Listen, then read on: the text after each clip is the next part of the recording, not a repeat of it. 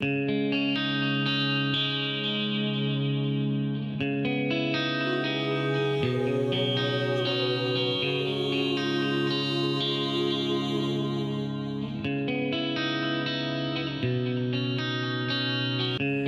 hello everybody, this is Linda Carbonell from Life School 101. Today I am really excited because I have one of the things that I am the most passionate about, which is the Second Wind Foundation, the Turning Point in Willow Grove here in Alcott Drive in White River Junction, Vermont. And I know a lot of you is seeing this from other states and other places in the world, but this place will give you hope and maybe inspire you to want to start something like this. And I now know that the Turning Point has 11 centers here in Vermont, right, Dylan? 13, actually. 13. I'm sorry, where did I get 11 from? Anyway, and I do want to introduce our guests, Dylan and Sarah. We don't use last names. We do kind of the inner workings. There's only 4 of us that are paid employees through the Second Wind Foundation. Everything else is run by volunteers. Yeah. Yep. And so what are some of the things that you do there, Dylan? So I was recently hired, not too long ago. I'm a peer recovery support specialist. Oh, basically a resource for individuals in the community that are looking for any kind of help to do with addiction, to do with substance use disorder, to do with anything really. And the Turning Point is what I focus on mainly. So I'm always in the clubhouse for people that are coming in out of nowhere, or making appointments, and yeah. Yeah, very important stuff, you know. That's what we need to keep the glue together. And I'll tell you this, the Turning Point, Mary, I wanted to tell you this, the Second Wind Foundation and the Turning Point was there for me back in 1988 when I first got in recovery, and I just grew. And when we see these success stories, it's just, it blows me away. It blows me away that I actually did it, But I want to bring Mary into the conversation because I know she's got questions and all of that. And Mary Adams is our co-host of Life School 101, co-creator.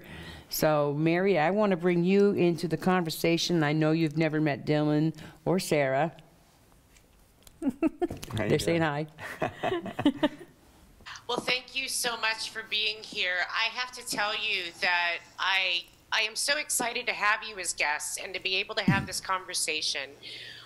Linda has told me so much about her journey and how you helped her in more ways than I can even imagine. And you are the foundation that helped Linda get to this place where she is right now, where I get to participate and co-create with her. So I can't thank you enough for what you did for my beautiful spiritual sister and someone that I love so very much. Thank you. You're welcome. You're welcome. I want to say, thank you. I want to say this. I think that most people out there, their lives have been touched by addiction and alcoholism, whether it be personally themselves or someone in their family or someone within their outside community, friends and co-workers. And so I think this conversation is such an important one, especially right now with such a high incidence of drug addiction and suicides. And so the first question I want to ask you is to give me some information about how you got started and what your company is really about. Mission, you know quite a bit about the mission statement? Yeah, I mean, we do know quite a bit about our mission in general. Kind of a very, very brief overview of how we got started. We are actually, all of the Turning Points are actually underneath a bigger network, which is called the Vermont Recovery Network. And so they kind of hover over us, all of the Turning Points in Vermont. And we are a nonprofit organization, so we take a lot of outside funding from the state, from United Way. There is anonymous donors and anonymous donors. That's a big part of how we are run and funded. The Vermont Recovery Network is kind of the numbers of how much traffic comes in and out of the turning point. So, but we are all recovery centers, and we all do different things. We're all run in different ways. And Dylan, I wanted to ask you a question too, because a lot of the turning point is peer supports. So when we're talking about peer supports, one of the things that I know about the Turning Point is that you have, you can play pool, you can socialize with coffee. One of the things that the Turning Point did for me is that I didn't know how to read or write, so here I am trying to read a book, and somebody calls me on it. You don't really know how to read that, right? And I'm like, no. And they're like, well, you have to ask the volunteers for help. And I did. And I got to tell you how those, how those volunteers surrounded me, made me feel good about it, rather than me feeling ashamed. And that was just one of the most precious gifts that I got there. It's like a family to me. I live far, a little bit of ways from there now, but I'll always have a special part in my heart for the Turning Point, and especially the peer part, the peer social parts. So it's really the Turning Point in the Upper Valley is a sober, safe place for people to come. And there's meetings. We have meetings there. Yep. But in the between hours, there is, like you mentioned, a pool table. There's a kitchen. There's a library. We have cable television in there, which is a new technology. We have just a lot of different amenities that people can use. It's all free. It's all peer-based. So there's no counselors. It's a place where people are comfortable coming in because they're among like individuals. Right. Right. Yeah. And all of us that come in to the Turning Point itself are seeking some sort of bond, no matter what it is. That's right. And an understanding, and that's where they get the one-on-one peer support, or just the group activity, is that all of us have kind of a similar background, and we're only seeking comfort and safety. And I think that the peer support itself is really important, and to have people know that we don't have counselors, that we don't have doctors. We're not like that at all.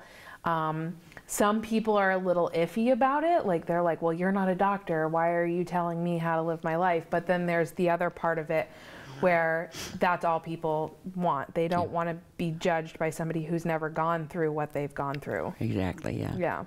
Yeah, and I think that's what's important to a lot of us, is that we can gather together with people that identify with us and have lived the same sort of life that we have. And we can witness recovery. We can definitely witness this, participate in it. And I want to talk a little bit about the value of that, and knowing that across the country this might be a good model that people could check out to find out more about how you run peer supports and the things that you do on a wider broad. So what I'd like to do is see what Mary thinks about that, and see if she can't kind of like maybe give an opportunity for us to get the word out about the Turning Point, how others can get a way to ask you guys questions about it, whether it's go to your website or whatever. Yeah. Sure. So Mary, do you want to give a little bit of what you, Yes, absolutely. It is so comforting for me to know that there's a place like this available to people. It's not something that you truly see. Most recovery centers are focused on healing and having the doctors there and changing the way, but without a community and a support system of people who understand where you're coming from, it's really hard to do recovery work. And so I love the peer-to-peer. So tell me a little bit about how your program works when you have somebody new come walking in the door. So it's always different. It seems like it's always different because everybody's an individual first and foremost, but every day we have people who either will call in or who will just walk in randomly from off the street, or it's endless. And it's great because we kind of look at each person, like I said, as an individual, and we take them for where they're at. You know, if somebody is looking for housing, if somebody needs a program that they're trying to get into, if somebody's looking for meetings, we take it step by step with them. And Monday through Friday, we're open from 9 till the last meeting for the day. So it's pretty much all day people are available to come in and receive the services that we have. Addiction is a disease of isolation. So Exactly, when yeah. you find a center like the Turning Point, the Upper Valley Turning Point, and the 12 other there in the state, it's a really comforting thing to come into a place where there's people there, and you don't know them, you don't know any of Exactly. those people, but they all have a common bond. Yep. And wouldn't this be great, Mary, if we could, somehow be able to share this mission throughout the world, I think it would be great. And I want to make sure that Dylan and Sarah has an opportunity to give a website where people could find out more, maybe your phone number, and we'll come back to that. We'll do that again, too. Sure. But just for people that are just watching now. Definitely. SecondWindFoundation.org. Yep. So www.secondwindfoundation.org, and then our phone number is 1-802-295-5206. Well, all of it in general. When speaking of victories, I mean, you constantly see them almost on a daily basis when you see somebody come in the very beginning of their recovery, and then it's.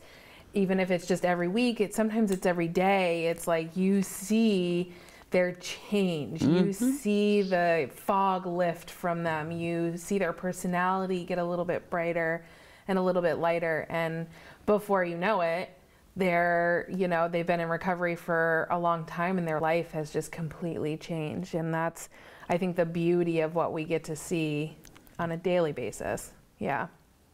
Yeah. And Mary, just to give you a little input too, is I wanted to say that this candlelight visual that's going to be coming up is one of the most moving. I mean, I was crying. I mean, they had us all go up and light the candle when we're one of the candles if we were in recover for our brothers and sisters, and it was just so great. I can remember running the camera, and my husband here, and he went up first to light the candle of recovery, and then I went up and did it. And the camera's like this, yeah. So, Mary, wouldn't it be great if you could actually be here for that? Put her on the spot. I was just imagining in my head being a part of this, and one of my thoughts that I had is I wonder if I could create something in my own community where we are doing it here, and I am creating healing right where I'm at. I think that would be a marvelous way to be able to spread this message. We have had, I live in a very small community in the middle of nowhere in USA, and with that, we have community that we have lost because of meth addiction, because of alcoholism. And it hits us hard because we are a small community. And my goal, I'm a minister, and I do a lot of local service work. I've never gotten paid. I do it every day in my community. And the reason is because we all need someone that has our hand. We all need someone that we can say, you know what, things aren't so good. I need some help. And someone that says, I love you, and I think you're awesome, and this is a victory. Let's go. Come on, let's go. Let's do this. Yeah. And so I hope that within our connection over time that I can work in my own community doing the things that you're doing, and let me know how that can happen. Let me know how I can take your program or become a facilitator, because I think this is so important. Thank you. This is how it starts, This is how it starts. Awareness, and I think, people get it, People get how important that people that it can identify will help us, and people in recovery. And one of the biggest things I know about recovery is service work is such an important thing. It makes you feel good. It just, it's like doing the Walking Through Life and the show here. It's a purpose, and when you're able to help others, and you're receiving help from others, you've got to be willing to receive it too. I think it can just change. And I'm so glad you said that, Mary, because I would like to challenge everybody else there to maybe contact the Turning Point and find out how they can, you know, maybe start a program there and find out more. Go to their website and find out more about them, you know, because this is what we need. This is what we need. The model's here in Vermont. This is what we need. So I'm glad to share it with the world, too. You know, absolutely. Well, it takes a couple things. I mean, it takes awareness, obviously, and it takes people that are willing. And Yep. we're at a time now in America where there's a lot of addiction everywhere, frankly. So people are starting to pay attention to it. And if you can get a certain small group of people in a community to gather once a week, whatever it is, it'll gain momentum. It will. Yep. If you support it and you promote it, I really believe that it gains momentum. Right, and then, you know, that's where the Turning Point, I remember being a part of the first when Turning Point first started over here there. And it was exactly like it is today, except for on a lot of smaller, you know. More cigarette smoke. Well, yes, cigarette smoke, yes, for sure. But we had the pool table became the most important thing because we had people that did pool tournaments. Oh, and we had like, you know, potluck dinners. It was just great, you know. And the more that, and then Mark Heller just came in, and that's when the recovery just took off. Yep. The recovery center just took off, and it was amazing because people got it. Yep.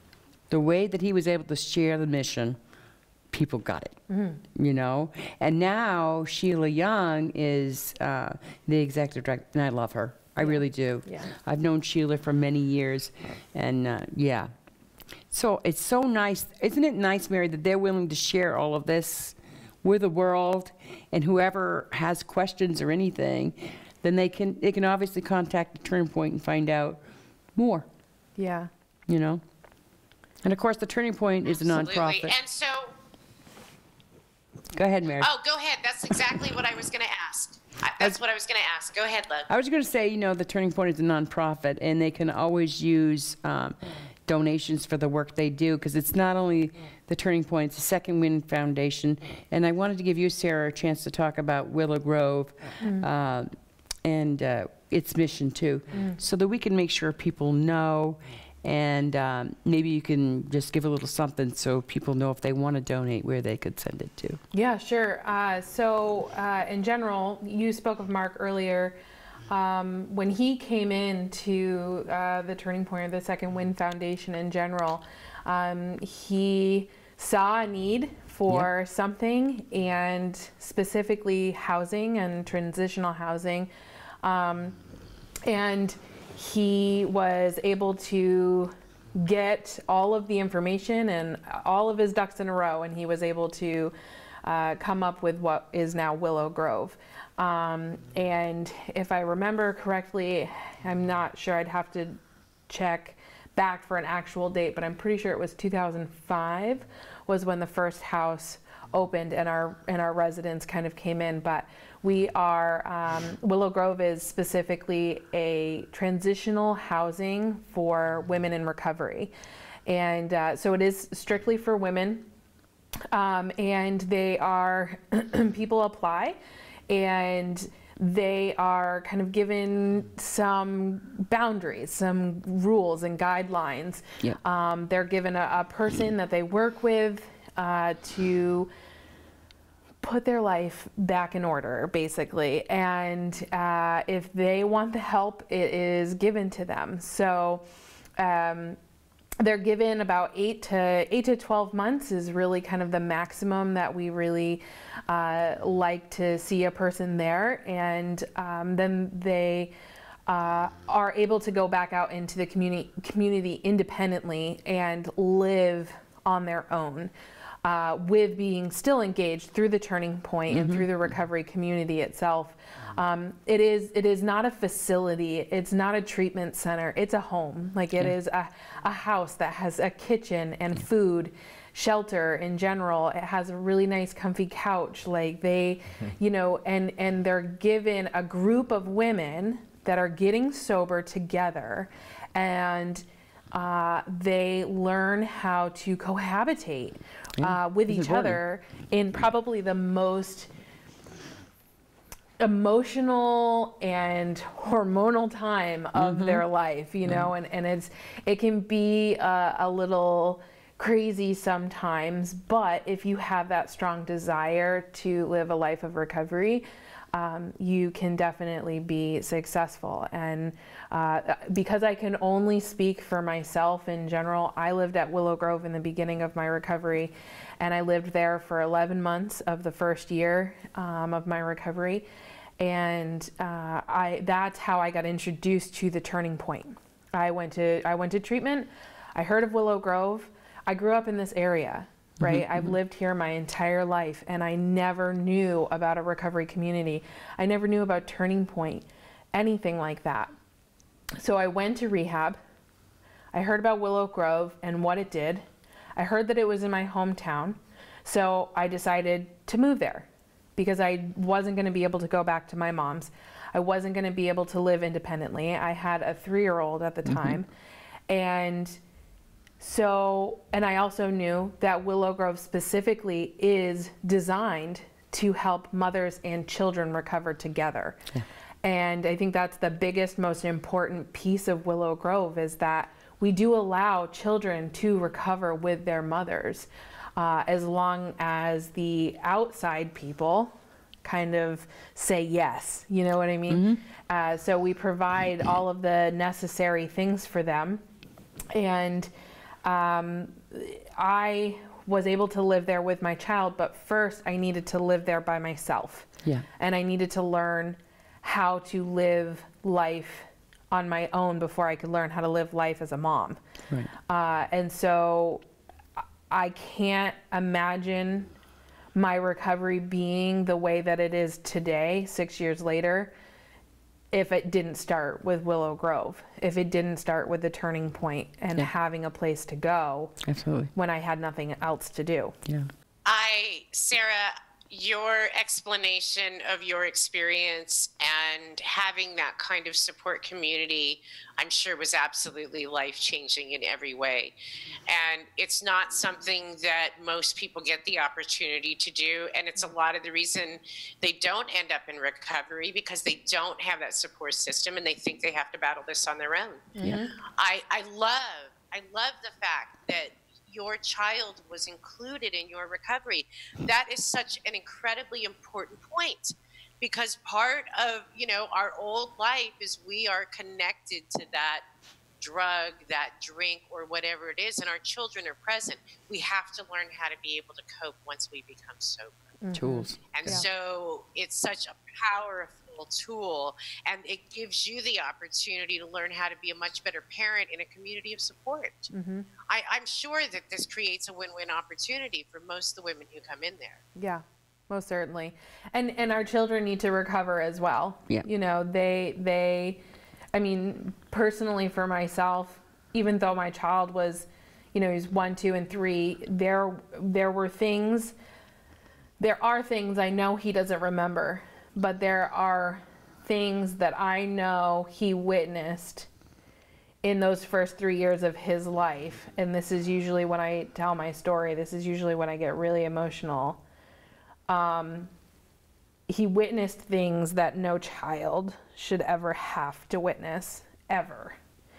And I've taken full responsibility for it. I know that because I am an alcoholic and an addict, I can't really place blame anywhere else other than myself. But correcting that behavior for the rest of his life is kind of my mission. And knowing that he had battled just as much emotion as I did because he was living that life with me was something that I had to come to terms with in the first year or two, even in general. Still to this day, 6 years later, I'm still dealing with certain things when I have flashbacks. And my family has grown since then in recovery. I have a new baby who is a sober baby, and I was so blessed to be able to have another baby in recovery and bring him up differently. But I dealt with a lot of personal emotion when it came down to that, because my first child, My one first baby, I didn't get to raise that way.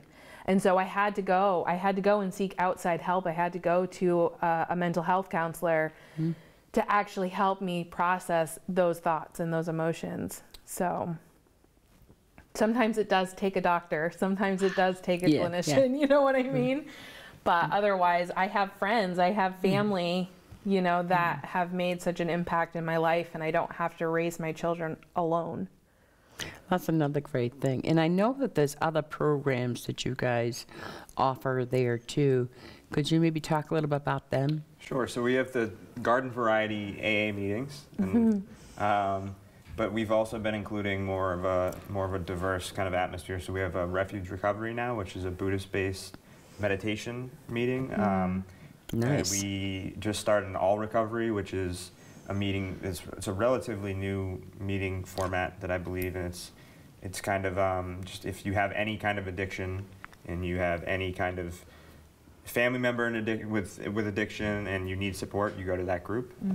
We offer Al-Anon, which is for family members affected. We offer Wits End, which is specifically for parents with children who have addiction issues. And then we have other things that keep popping up just as we kind of roll along. Like we have somebody who does acupuncture on Mondays. Oh, nice. He's somebody from the community. He does it for basically free. Nice. And we have somebody from the Department of Labor, from Vermont Department of Labor, who comes in on Wednesdays to help with resume building and interview skills. So it's really it's an always changing, always growing kind of atmosphere there. Yeah. Yeah. I love that about you. And I know you had it. Did you already have that barbecue, or are you going to have it? We did. We had it last Saturday. Yeah. See, I missed out. It rained. We'll have another one, Okay. I'm sure. It rained, All but right. it was really fun. Everybody came inside. It was a good atmosphere, a good community atmosphere. Yeah. And I won Yahtzee pretty easily. So. Yep. Yahtzee. I win all the time too. I'm great at that. He got 2 Yahtzees In a row. in a Wow. row. I'd never Wow. played before either. No, whatever. I know Chico. Oh, I was going to say Chico just gave the signal like 3 minutes. Oh, okay. So what I mean, and this went by so fast. Yeah, We've got to good. do another one, don't you think, Mary? I would love that. Absolutely. You must come back soon. And I think this is a very important topic that we need on Life School 101 TV on a regular basis, Linda. That's the truth. Yep. Yep. So again, the website is Second Wind Foundation. SecondWindFoundation.org. .org, and the phone number is 1-802-295-5206. I'll never forget it. Yeah. Ever. I love you guys, and I'm so glad that you came Yeah. to be a part of the show. You're always my family, you know. Can't wait to do another one Definitely. with Thanks you for having guys. us. Yeah, thank you Oh for yeah, having us. Yeah. yeah. Love to come and do a tour for Facebook Live. Oh, something that like would that. be That'd be that great. would be fun. We'll have Yeah. to talk to Sheila about that. Yeah. Yeah. Yeah. That'd be cool. Yeah. I know Sheila's a little camera shy. She told me. Anyway, let's go 101 out there. I would like to say goodbye for Linda Carbonell and check out Second Wind Foundation. And I'm going to turn it over to Mary to say the final goodbye. All right. Well, thank you so much for joining us today. I really appreciate your messages, and I know it's going to help people out there right away just by your words and your stories. So thank you for joining us. And thank you, everybody, for joining us on Life School 101 TV. This show is about you.